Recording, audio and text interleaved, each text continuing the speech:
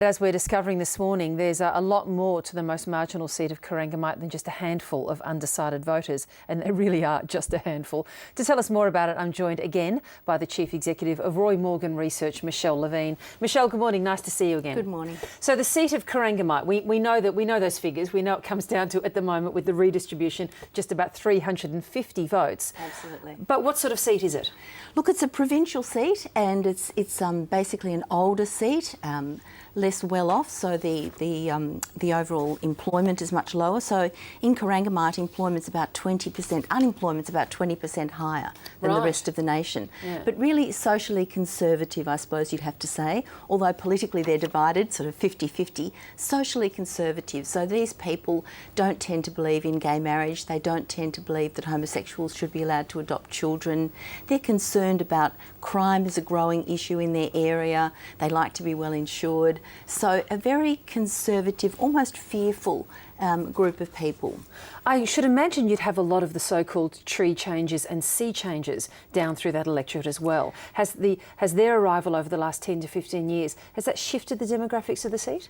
Look, it has a little bit. What we're seeing is quite a small but very strong Green vote. So it's not that the Green vote is extraordinarily large, but it's very, very green. Right. And it really stands out. I didn't know there were shades of that Green vote. Oh, very, very, very green, the ones down there. So you have quite a diverse view about the environment, for instance. Yes. So you have people who really think that we're talking far too much about the environment, it's not a big issue, and you have those people who see everything through that environmental lens. All right, so what are the big concerns to the people of Corangamite as Roy Morgan has found it?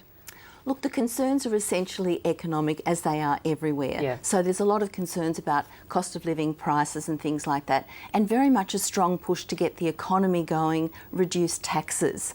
There's also, though, in Corangamite, and this is why it's marginal and this is what makes it interesting, there's a very strong push for sort of social issues, for health and for pensions and everything to do with helping older people. So as a seat, it's really interesting. While it's socially conservative, politically really divided.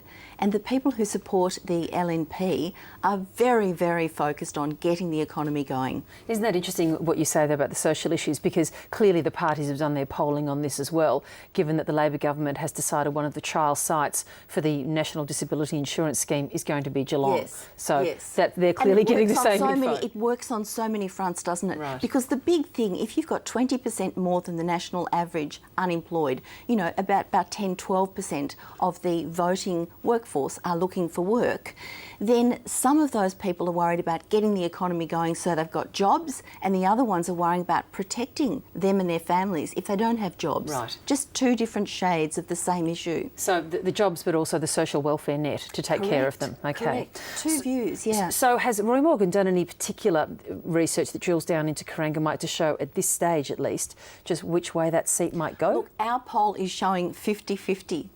Our poll is showing it's so close. Seriously? We'll have a hung electorate in Corangamite, 50-50, yes. It swung like the rest of the nation. It swung to the LNP over that last Julia Gillard period.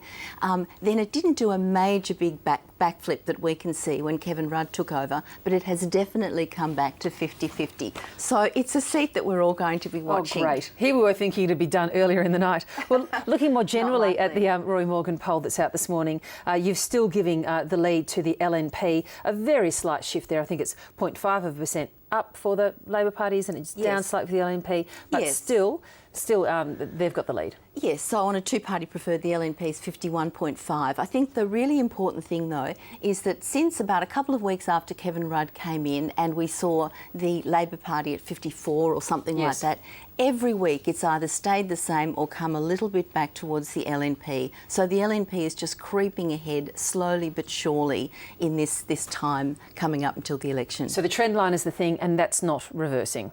Doesn't look like any reversal at this stage, no. Good on you, Michele. Thanks so much. Thank you. Michele Levine there from Roy Morgan. Let's head back to Torquay now with Michael.